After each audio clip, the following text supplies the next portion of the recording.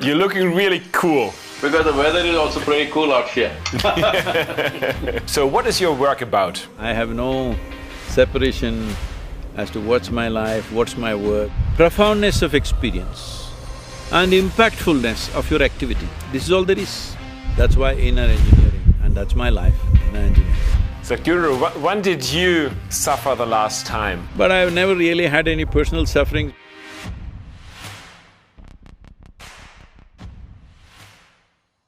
Namaskaram, Alex. Hey, Sadhguru, nice to meet you. How are you doing? I'm doing great. I'm here outdoors. I'm sorry the way I'm dressed because very sunny out here.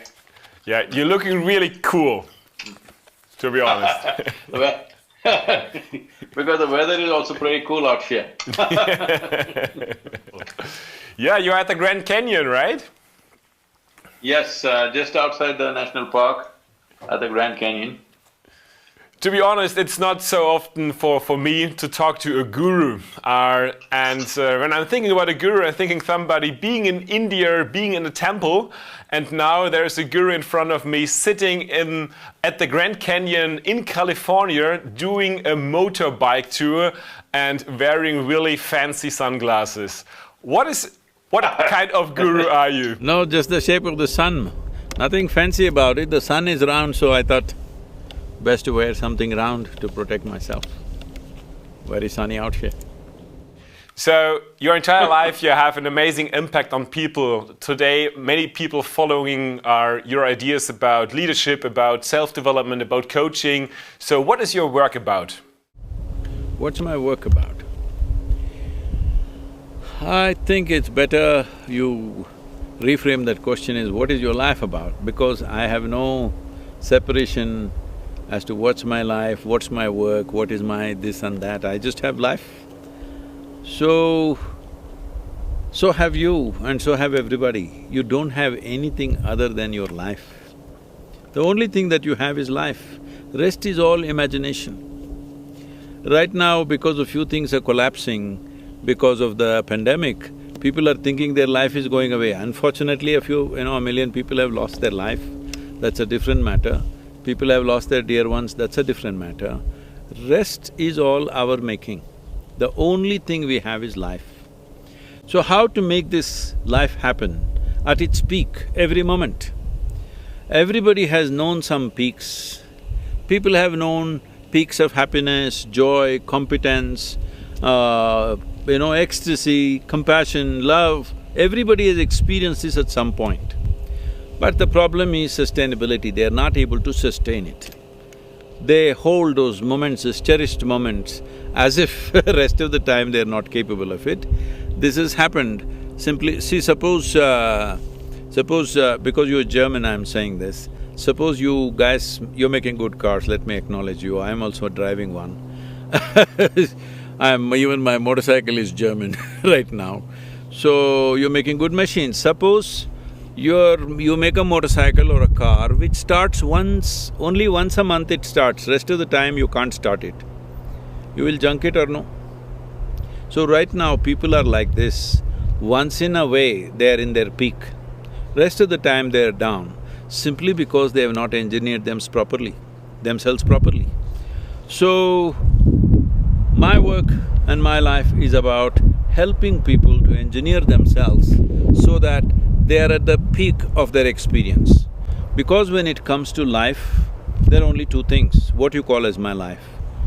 Profoundness of experience and impactfulness of your activity, this is all there is.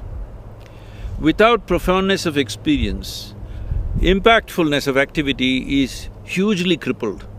Without a strong experience within you, you cannot impact the world in a big way. So, activity is about impact. Life is about profoundness of experience.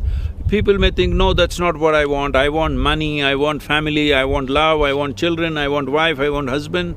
Well, all this you want only because you believe it will bring some profoundness of experience. So that's what I'm saying, how you do it is up to you. But profoundness of experience and impact in the activity that maximum impact that we can create with activity is all there is in life. For this, you need to be a well-engineered machine, and that's my work. That's why inner engineering, and that's my life, inner engineering. How do I get profoundness experience to have that inner strength in me? See, right now your whole experience of life is limited to 5 sense organs. What you see, what you hear, what you smell, what you taste, what you touch.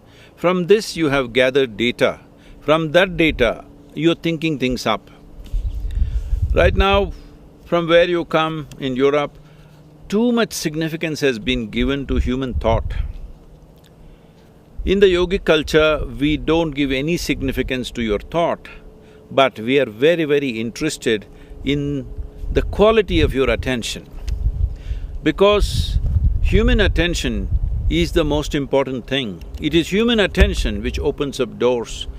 Most significant discoveries and realizations in the world happened when people had a very keen sense of attention. Say, for example, all these things happen in Europe, so I'm taking European examples. An apple fell. Apples were always falling. An apple fell, somebody was attentive, not thinking, just attentive, and laws of gravity. Well, a man tired of his work went and got into a bathtub, water overflowed, you have loss of flotation. A coffee kettle boiled over, there you have the steam locomotive or steam engine. Like this, most significant scientific discoveries also happened when human beings had the attention, not thought process. Because thought is just recycling of your existing data, nothing new will come out of it. Thought is a way of exploring the permutations and combinations of what you already know. You cannot know something new with your thought process, but attention can open up any door. If your attention is keen enough, intense enough and can be sustained, there is no door in the universe that cannot be opened for you. So, yeah, how do I get that state? I mean, Albert Einstein already said you don't solve a problem where you created it, so how can I change that? Well, we sent you in an engineering online program. I heard you did only 1 or 2 sessions. See, no attention. No, already three out of 7, yeah. And I really enjoyed it. I just started this week. See, today people are carrying attention deficiency as a badge on their sleeve. They say, my attention is only 2 minutes, 1 minute. Well, if you have no attention, you will not know life, because involvement can happen only with attention. Where there is no involvement, there is no life. Anything for that matter, the food that you eat, the people who are around you, the work that you do, or anything in the universe, where there is no involvement, there is no experience of life. Involvement will not come without attention. Attention is needed. With thought, you always go away from what is there. You're in this place, you're thinking something else. When you go to that place, you will be thinking about this place. This is the nature of the thought, because thought is just recycling of the memory that you already have. So how do I get on another level, not to thought, to experience, to feel, to create my life? There are 4 more sessions. Alexander. And to assist… To assist that, there are practices. Once you bring the necessary practices, you need to create a little distance between yourself and your psychological drama, yourself and your physiological drama. Why this distance is needed is, what you call as my body or your physiological structure is an accumulation of the food that you've eaten, or in a way, it is a piece of the planet that you have gathered. Most people don't get this when they're alive. Only when you bury them, they seem to understand they are part of the planet. Till then, they don't get it.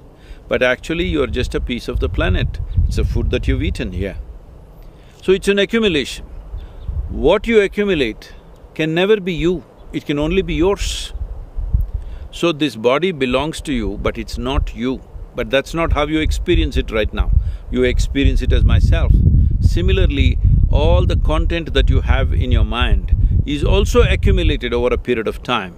Through the sense organs, by seeing, hearing, smelling, tasting, touching, we have gathered information. What you acquire can belong to you, cannot be you. So if you create a distinction between what is you and what is not you, or in other words, if a little bit of space arises between you and your body, between you and your mind, then you are free from this entire process. Now you can conduct your body and mind according to your will. See, your body and mind are supposed to take instructions from you, but most of the people are… See, 95% of the human suffering is because of their own mind, all right? Most human beings are suffering their own intelligence. To give you this level of intelligence, it took millions of years of evolution, and now people are suffering this. Now they want to soak their brains in alcohol every weekend so that, it doesn't work for 2 days and it gets some relief. Problem is that your own intelligence has turned against you because you never paid attention as to how to take charge of your own faculties. People are suffering their own thought and emotion. People are 50, 60 years of age, still they have not figured out how to handle their thought and emotion. When will you figure it out? When? At the end of your life? It's time. This is what inner engineering is about. At least your body and mind should take instructions from you. For this, a little separation is needed. Probably at the end of this 7 sessions, you have a practice called Isha Kriya, otherwise it's just directly available on the app free of cost. People can do this Kriya. It will help you to create a little distance between yourself and everything that you've accumulated in the form of body and the psychological structure. Little space, this is the end of suffering, because the only 2 types of suffering that human beings know is physical suffering and mental suffering. Once there is a little space between you and that, there is no such thing as suffering. Only when there is no fear of suffering will you walk full stride in your life. Otherwise, every step is half a step.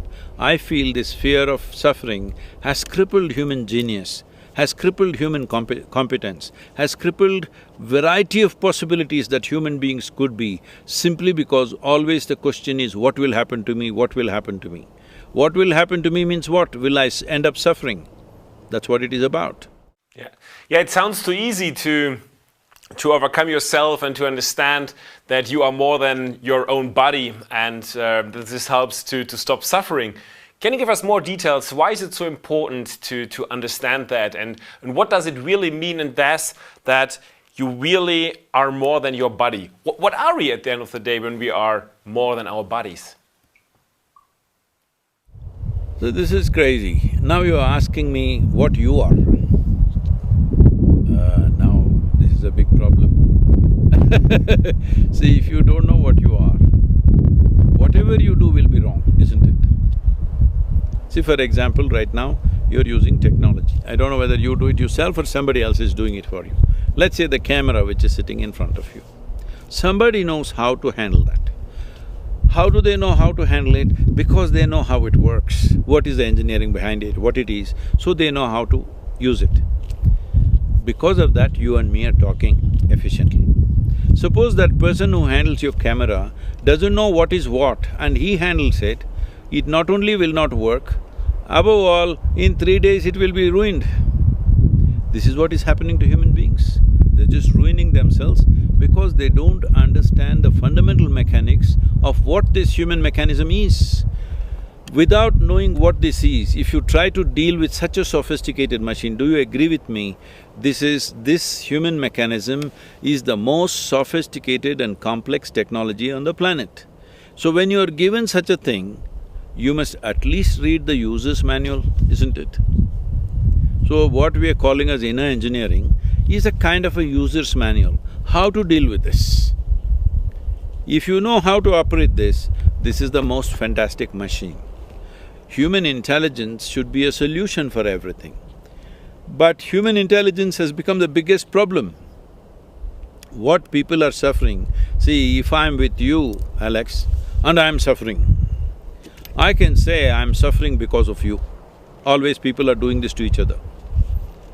But I'm sitting here alone in Grand Canyon and if I'm suffering, obviously I'm in bad company, isn't it? If people are alone and suffering, people are alone and suffering all over the world, this means what? That you're in bad company. So what should you fix? This is the first thing you should fix. Before touching the world, this must be fixed. So, you're working a lot with meditation and yoga. How does yoga and meditation helps getting to that point? When you use these words, yoga, meditation in the West, it's become so distorted, it's hard to correct the original definition. The word yoga means union, not twisting and turning. I don't know what sort of yoga they're doing in Germany. What sort of yoga that's happening in United States scares me. Because it's all become like a sport, twisting, turning, doing this, doing that. It's not about that, it's about union. What is union? Is it true that right now we're breathing? Both of us are breathing, isn't it? So, what you exhale, the trees are inhaling. What the trees exhale, you're inhaling. So I'm saying there is already a union with everything around you. We can take this into subatomic, particle level. We can talk about atomic energy and see how the whole universe is connected. Now the problem is it's not in your experience. Right now, you think you are a small cubicle by yourself and you feel oppressed by the rest of the creation, not understanding the rest of the creation is sustaining you every moment. So yoga means what is already true, you realize and you begin to experience. You begin to experience that everything is one. I just used this simple process of breathing with trees and started a movement with which millions of trees have been planted right now, where the green cover in this particular state has gone up by 7 to 8% in the last 18 to 20 years' time, simply by people experiencing that what we exhale, the trees are inhaling. One half of my breathing apparatus are actually hanging out on the tree, and it's a fact. But people don't experience it that way. When you experience everything as yourself, then you're in yoga. How you get there is up to you. Inner engineering is a scientific methodology as to how you can remove the barriers which is not allowing you to experience that. So, these barriers are systematically removed because these barriers are installed by you out of the fear or out of the instinct of survival. See, there are two fundamental forces ruling a human being. One thing is the instinct of survival. When the instinct of survival is up, you want to build a wall against the world. But there is also another dimension within you which wants to expand. If you're whoever you are, whatever you are, you want to be something more than what you are. If that something more happens, you want to be something more. This goes on endlessly. Even if I make… your name is Alexander, suppose according to, your namesake's ambition, I make you the emperor of this planet.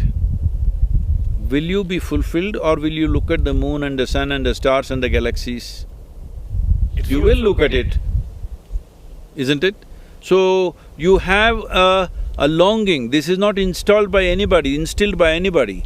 This is not a teaching or a philosophy. This is a natural longing in a human being to expand limitlessly.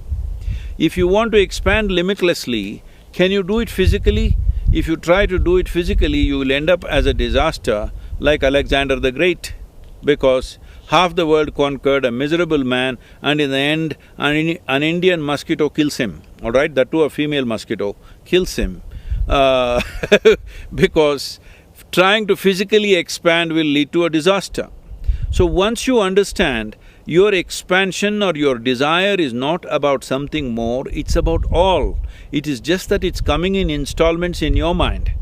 But actually, if you sit here and look at it, what would be absolutely fulfilling for you? You want to expand limitlessly. Limitlessness or boundlessness is not possible in the very nature of physical life, because physicality always happens with a defined boundary. If there is no defined boundary, there is no physical sense. So there is something within you longing to experience life beyond physical nature. Your tango with physical world is only because of the body that you have gathered, isn't it? It's only because of the body that you have gathered, you have a certain relationship with the physical world. Otherwise, you have no relationship with the physical world. So, physical body is very necessary to walk this planet, but it is your vehicle. It is like you got into your BMW. I'm using the word BMW because these are the three traps: body, mind and the world. You get involved and entangled in this. You drove your BMW, but somewhere you want to get out of the car, isn't it? You don't want to live in the car for the rest of your life. As a vehicle, it may be a good vehicle, but when time comes, you must to get off. Right now, that ability you have given up. Inner engineering is a process to give you this, that if you sit here, your body is here, your mind is there, what you is little away from these two things. Once this happens, this is the end of suffering. Once there is no fear of suffering, once you're joyful by your own nature, not because of something else, only then you can truly unfold your genius. Right now, I see that human genius, human competence, human ability to do things is simply being crippled because of the fear of suffering. Sadhguru, when did you suffer the last time and how did you deal with that? When did I suffer the last time? I don't think I've suffered. I've suffered with other people, but I've never really had any personal sufferings because when I was young, before I was 25 years of age, largely everything worked the way I want. I was successful with what I was doing. Here and there small mishaps, but I didn't care what happened because when you're young, you don't much care. If one thing goes wrong, another thing will happen. So, I don't think I have any… I'm not qualified to say that I have deeply suffered, so I'm like this, no. I have experienced other people's suffering as my own many times, many times. But otherwise, I made myself like this. What happens within me is determined by me. If what happened within you is determined by you, would you choose suffering or joy? Joy. I also made the same choice. It sounds so easy when it comes out of your mouth, that we only need to understand that we only need to understand that we are more than our bodies. Can you give us more ideas? Understanding is not good enough, you need to experience. If it becomes experientially true, everything will fall into place. Right now we are trying to intellectualize everything. No, intellect is not capable of that. Intellect is… would you like a sharp intellect or a blunt one? Please tell me, I'll bless you. Sharp? Sharp. So you understand, intellect is like a knife, it's a cutting instrument. So for cutting it is good, you can dissect everything with your intellect, the sharper it is, the better it is. But suppose you want to stitch something, but you have only a knife and you stitch with your knife, you know what is the result. That's all that's happening to people right now. The more they use their intellect, the more distorted they're becoming. Tell me whether educated people are suffering more or uneducated people are suffering more in the world. Uneducated people suffer if they don't have food, if somebody tortures them, torments them. Educated people are on self-help, they torment themselves all the time because they're trying to do everything with a knife. Let's say a speck of dust got into your eyes and you try to remove with your knife, you know what happens to you. So, I know that you care a lot about nature, about our environment, and that you are maybe a bit scared about what happens over the next years or decades. Can you give us some ideas what you are seeing out there and what do you think, how we can save, so to say, our nature, our human's future? What is necessary? One immediate thing that needs to be attended to is the soil degradation. I was at one of the UN agencies, they asked me, Sadhguru, what are the three things that we must act upon immediately? I said the three things are soil, soil and soil. Because the soil degradation is doing biodiversity loss at a pace that we cannot replace. If this continues for another 30 to 40 years, then the losses that will happen to us is incalculable. We have never seen anything like that. Those kind of things will happen. Probably first it will happen in tropical lands, most probably. We could be wrong, but most probably it could happen in tropical lands. So people who are living in temperate climates think it is not going to affect them. Anyway, others are going to die, that'll make it easy for them to go and conquer those lands or exploit those resources or whatever. These thoughts are there in people's minds, unfortunately, because they want land minus the people. There are many ambitious people who are thinking on those lines. So, soil is one thing. There are on an average, there is about 39 inches of topsoil. This soil in the last 50 years' time had degraded phenomenally simply because it's not under shade, there is no vegetation, everything is plowed and farmed or constructed upon. So if we do not take care of the soil health, the richness of the soil will directly determine the richness of our lives, because this body is just the soil that we walk upon. This body is not different from the soil that we walk upon. All life, from microbial life to insects to worms to birds, plants, animals, trees, human beings, over 85% of the life is sustained by this 39 inches of topsoil. If we take care of this as an emergency measure, other things can be addressed, it'll give us time to address other things. But if soil degradation happens and desertification happens across the world, then all these other things like, air pollution, water pollution, these things can be dealt with very quickly with policy changes and a determined effort. Within a few years you can fix it. But soil regeneration will not happen in a few years, it's a long-term process. If we start now, in 25 years we can have a richer planet, soil-wise. And that will lead to richer life on the planet, biodiversity on the planet, because human beings need to understand worms, insects, birds, animals, trees, everybody has a role to play in our life. If tomorrow morning all the microbes disappear, the life will end right now. If all the worms disappear, in about 1.5 to 2 years, life will end. If all the insects disappear, in 4 to 6 years, life will end. But if all of us human beings disappear, planet will flourish. We must understand what is our role here, what is the significance of our presence here. Yeah.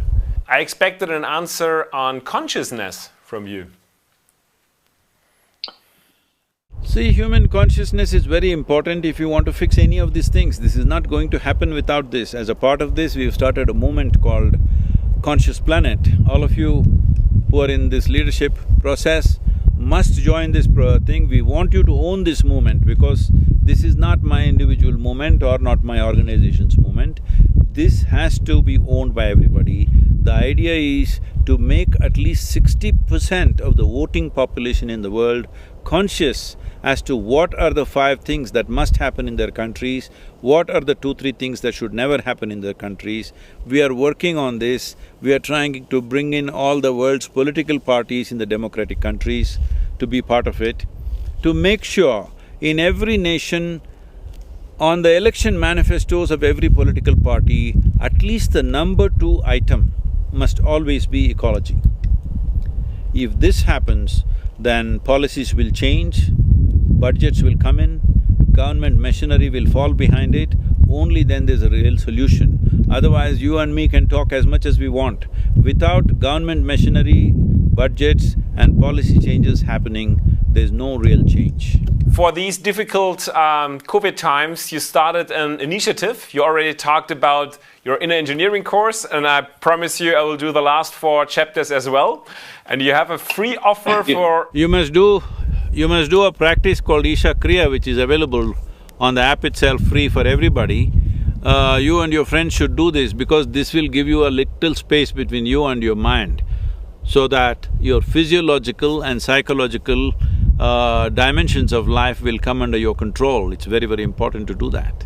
Yeah. If you have a good car, you must be a good driver too, otherwise it'll be a mess Isn't it? And you have a free offer for everybody who is now caring for the people out there, policemen, but also every healthcare professional. So the whole greater community, everybody who's listening now is invited to do your inner engineering course for free. And I'm very thankful for your initiative.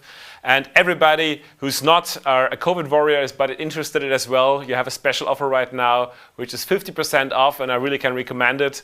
And I'm very thankful for making that possible, Sadhguru. Thank you very much. All the best to whatever endeavors you're taking up, because this needs a sustained effort from everybody. You are all the next generation of people. You need to be focused on what we create in this world during our time. This is our time on the planet. What significant things we'll do, what wonderful things we will do, or what horrible things we will do is just in our hands. This is our time on the planet. We must make this the best time ever in the history of humanity. May I ask you one last question, Sadhguru? You have a lot of… Tell me. You have a lot of volunteers which are working for your Isha Foundation. They're helping people. We also educate people to get coaches, greater coaches. What is your best advice you give people who help other people to develop their own potential, to serve others? Your best advice? See, the best thing you can do is, it's not by advice, it's not by teaching that somebody will change around you. The best thing is that you must become an inspiring human being. Inspiring human being means you make yourself in such a way that 10 people around you aspire to be like you. They must see you as the ideal. And when you make this kind of a person, you must also estimate and see the kind of persona that you are exhibiting. Is it for large-scale well-being? There may be no absolute well-being, there may be always somebody who argues this is all bad, that's always there. But in your consciousness, have you fixed this, that you as a person is a conscious person who structures yourself in such a way that you are for maximum well-being on the planet? And that will naturally be inspiring. If you act in an inspiring way, if you live in an inspiring way, people around you will naturally grow up to that. Thank you very much. Thank you, Sadhguru. Have a good time in California. It was a pleasure. Thank you.